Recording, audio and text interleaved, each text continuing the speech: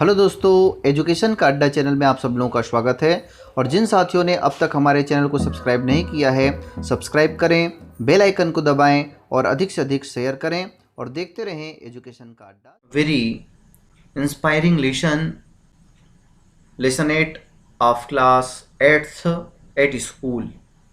आइए हम एक बहुत ही प्रेरणादायक पाठ पढ़ें जो है एट स्कूल। जैसा कि as you can see, this is a picture of Mahatma Gandhi ji. So this is the story of Mahatma Gandhi. यह जो है महात्मा गांधी जी के बचपन की स्टोरी है जिसको आज हम पढ़ने जा रहे हैं। I must have been about 7 when my father left Porbandar for Rajkot to become a member of the Rajasthani court. I must have been about 7 when my father left Porbandar for Rajkot to become a member of Rajasthani court. महात्मा गांधी जी कह रहे हैं कि मैं about यानी होता है लगभग, मैं लगभग 7 साल का रहा होऊंगा। I must have been about 7 when my father left. Leave का मतलब होता है छोड़ना, लेफ्ट यानी उन्होंने छोड़ा। Porbandar for Rajkot to become a member of Rajasthani court.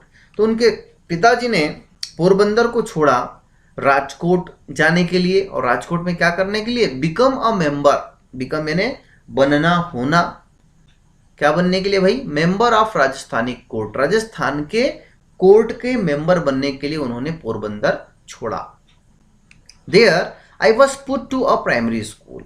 जहां मुझको क्या किया गया? आई वॉज पुट यानी मुझको रखा गया। पुट यानी रखना है ना, यहां पर क्या हो रहा है उसका मतलब डाला गया, भर्ती कराया गया। टू अ प्राइमरी स्कूल, एक प्राथमिक विद्यालय में। And I can well recollect those days. और महात्मा गांधी जी कहते हैं कि आई कैन वेल रिकलेक्ट यानी आई कैन, मैं कर सकता हूं। क्या कर सकता हूं? रिकलेक्ट यानी उन दिनों को, दोज डेज यानी उन दिनों को मैं याद कर सकता हूं, अभी भी याद है। Including the names and other particulars of the teachers who taught me. वो बोलते हैं कि इंक्लूडिंग द नेम्स, मैं यहां तक कि नाम को भी, एंड अदर पर्टिकुलर्स यानी दूसरे विवरण, ऑफ टीचर्स यानी शिक्षकों के बारे में मैं शिक्षकों के नाम को बता सकता हूं, शिक्षकों के दूसरे चीजों को भी मैं बता सकता हूं। हु टॉट मी, हु यानी जो, जिन्होंने। टॉट, टीच का मतलब होता है पढ़ाना। टीच, टॉट, टॉट, जिन्होंने मुझको पढ़ाया है, मैं उनके बारे में सब कुछ मुझको याद है। As at Porbandar, so here there is hardly anything to note about my studies. वो कहते हैं पोरबंदर यानी पोरबंदर की तरह ही यहां भी मेरी पढ़ाई के संबंध में मुश्किल से ही कोई बात ऐसी है जो ध्यान करने योग्य हो। As at Porbandar, so here there is hardly anything to note about my studies. यानी मेरे पढ़ाई लिखाई के संबंध में मुझको जो है चीजें उतनी याद नहीं है। I could only have been a mediocre student. यदि हम पढ़ाई लिखाई को देखें तो I could only have been a mediocre student. वो कहते हैं कि मैं तो एक साधारण सा औसत श्रेणी का ही विद्यार्थी था। गांधी जी बता रहे हैं। From this school I went to the suburban school and then to the high school. वो बता रहे हैं कि मैं इस स्कूल के बाद सब अर्बन यानी उपनगरीय स्कूल में, बड़े स्कूल में मैं गया। And then to the high school, उसके बाद मैं हाई स्कूल गया। Having already reached my 12th year, और मैं हाई स्कूल पहुंचते पहुंचते 12 वर्ष का जो है हो गया था। I do not remember having ever told a lie this short period. Gandhi ji बताते हैं कि I do not remember having ever told a lie, कि मुझको याद नहीं है, आई डू नॉट रिमेंबर, कि I do not remember having ever told a lie, कि मैंने कभी झूठ बोला होगा ड्यूरिंग दिस शॉर्ट पीरियड, यानी मैं 12 वर्षों में कभी भी झूठ नहीं बोला। Either to my teachers or to my schoolmates, either यानी या तो, नाइदर ना तो आइदर टू माई टीचर्स कहने का मतलब यही है कि मैंने ना तो टीचर्स से, शिक्षकों से, आर टू माई क्लासमेट्स, ना ही जो है अपने सहपाठियों से झूठ कहा है, बोला है। I used to be very shy and avoided all company, वो बताते हैं कि मैं यूज टू वेरी शाई, मैं बहुत जो है कैसा था भाई, शर्मीला था, और सभी साथियों के साथ कैसा कर रहता था, मैं अलग थलग रहता था। लिखा हुआ है ना, आई अवॉइड, अवॉइड यानी होता है टालना, आई अवॉइडेड ऑल कंपनी, कंपनी यानी जो हमारे साथी होते हैं, साथियों का साथ, उसको मैं हमेशा अवॉइड करता था। My books and my lessons were my sole companion, जो मेरी पुस्तकें है ना, बुक देखिए लिखा हुआ my books and my lessons, मेरी पुस्तकें और मेरे जो पाठ थे वही मेरे क्या थे भाई, सोल कंपेनियन, यानी केवल मेरे साथी हुआ करते थे। To be at school at the stroke of the hour and to run back home as soon as the school closed, that was my daily habit. Gandhi ji बताते हैं कि to be at school at the stroke, यानी घंटी के बजते ही मैं क्या करता था, एट स्कूल, मैं स्कूल में पहुंच जाता था, और क्या करता था, एंड टू रन बैक, वापस चले जाता था, home as soon as the school close, जैसे ही स्कूल बंद हो जाता था, मैं शीघ्र जल्दी से, जितना पॉसिबल हो सकता था मैं उतनी जल्दी से अपने घर पर पहुंच जाता था। और यही क्या थी, was my daily habit, habit का मतलब होता है आदत होना, और यही मेरी डेली रूटीन थी, आदत थी कि मैं स्कूल की घंटी सुबह बजती थी तो मैं स्कूल आ जाता था, आखिरी वाली बजती थी तो मैं घर आ जाता था। I literally ran back because I could not bear to talk to anybody.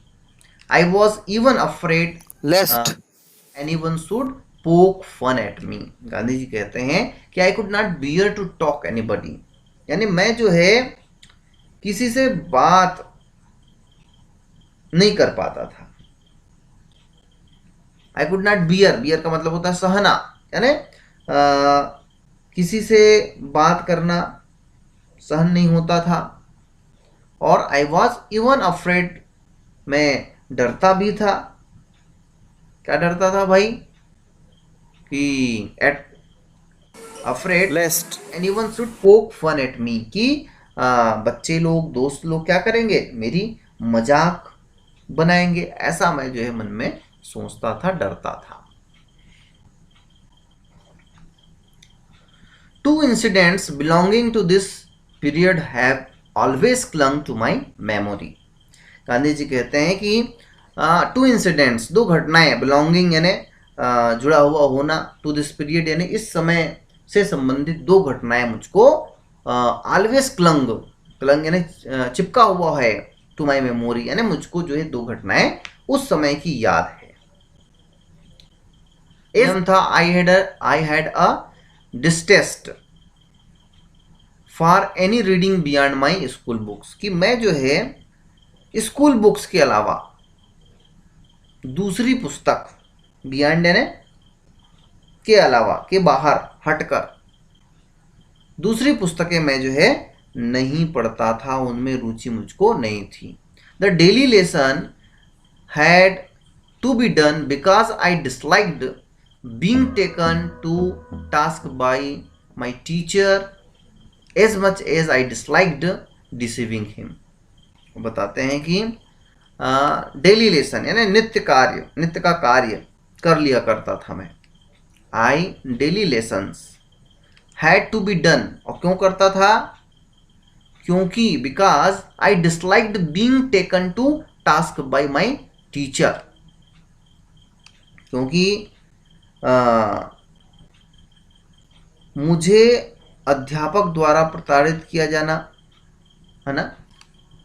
I dislike, मुझको पसंद नहीं था कि कोई मुझको क्या करे, टेकन टू टास्क, और as much as I disliked deceiving him, और उनको धोखा देना भी जो है उनको बिल्कुल भी अच्छा नहीं लगता था, इसलिए मैं अपने होमवर्क को कर लेता था। Therefore I would do the lesson, इसलिए मैं क्या करता था, अपने पाठों को कर लेता था। But often without my mind on them, लेकिन उन्हें ध्यान से मैं नहीं करता था। वो बता रहे हैं but often without my mind, क्योंकि मुझको डांट से बचना है और शिक्षक को धोखा भी नहीं देना है। स्कूल जा रहा हूं तो बोल रहे हैं तो बोलते थे, इसलिए मैं कर लेता था। Thus when even the lessons could not be done properly there was of course no question of any extra reading. Gandhi ji बताते हैं ध्यान नहीं रहता था। 10 when even the lessons could not be done properly, जब मेरे लेसन जो है, पाठ जो है, मेरे पाठ्य पुस्तक का जो काम है वो मैं प्रॉपरली नहीं कर पाता था। There was of course no question of any extra reading, इसका मतलब ये है कि भाई मैं बिल्कुल भी कुछ एक्स्ट्रा रीडिंग नहीं करता था। But somehow my eyes fell on a book purchased by my father, लेकिन सम हाउ यानी किसी तरह my eyes fell on a book, यानी मैंने एक पुस्तक को देखी। Purchased by my father, purchase का मतलब होता है खरीदना, जो खरीदा गया था किसके द्वारा? My father. It was Shravan Pitribhakti Nataka, और यह कौन सी पुस्तक थी? Shravan Pitribhakti, a play about Shravan's devotion to his parent. और इस पाठ में क्या दिया गया था भाई? श्रवण के पितृभक्ति के बारे में नाटक था। I read it with intense interest, और मैंने इसको, मैं जनरली तो अपने पाठ्य पुस्तक के अलावा दूसरे पुस्तक को नहीं पढ़ता था, लेकिन आई रीड, मैंने इसको क्या किया? पढ़ा।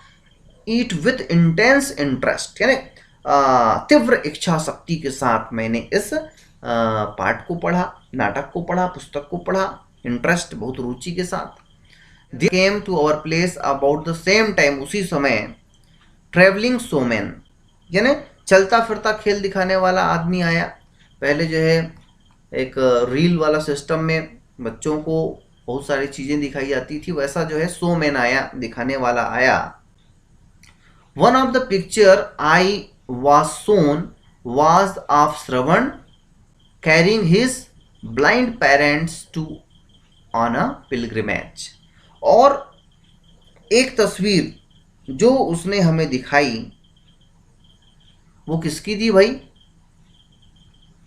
श्रवण कुमार की थी। और क्या कर रहा था? कैरिंग हिज ब्लाइंड पेरेंट्स, अपने अंधे माता पिता को कहाँ ले जा रहा था? पिलग्रिमेज यानी धार्मिक यात्रा, तीर्थ यात्रा पर जो है ले जा रहा था, वह जो है था।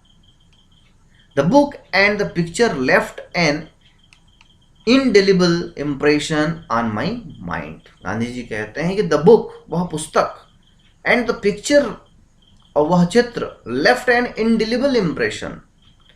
indelible का मतलब होता है अमिट, स्थाई, इंप्रेशन यानी छाप, मेरे माइंड पर, मेरे दिमाग पर वह छोड़ दिया। हियर इज एन एग्जाम्पल, यहां पर एक उदाहरण है, फॉर यू टू कॉपी, आप सब लोगों के लिए, क्या करने के लिए? कॉपी करने के लिए, अनुकरण करने के लिए, अपनाने के लिए। I said to my self, मैंने अपने आप से कहा। The agonised lament of the parents over Shravan's death is still fresh in my memory. The agonized lament, agonized यानी पीड़ादायी, agonized lament यानी होता है शोक विलाप of parents, माता पिता के, ओवर श्रवण's डेथ यानी श्रवण की मृत्यु पर उसके माता पिता का जो शोक था, विलाप था, क्रंदन था, is still fresh in my memory, वह आज भी जो है मेरे याददाश्त में कैसा है, फ्रेश है, ताजा है. The melting tune moved me deeply and I played it on a concertina which my father had brought for me. Gandhi ji बताते हैं कि मेल्टिंग ट्यून यानी पिघलाने वाली आवाज, कहने का मतलब है कि इतना जो दर्द था वह जो है मैं सहन नहीं कर पाया. The melting tune moved me deeply यानी मुझको जो है अंदर से डीपली, अंदर से झकझोर दिया. एंड आई प्लेड इट, और मैंने इस गंभीर शोक भरे वातावरण को, शोक भरे अनुभव को क्या किया, कंसर्टीना, प्लेड इट ऑन कंसर्टीना यानी एक इंस्ट्रूमेंट है, वाद्य यंत्र है, उसमें मैंने बजाया. Which my father had bought for me, जिसको मेरे फादर यानी पिता ने, बॉट बाई का सेकंड फॉर्म है, बाई यानी खरीदना, बाई बॉट, बॉट खरीदा था, उसमें मैंने. शेष भाग अगले वीडियो में देखेंगे.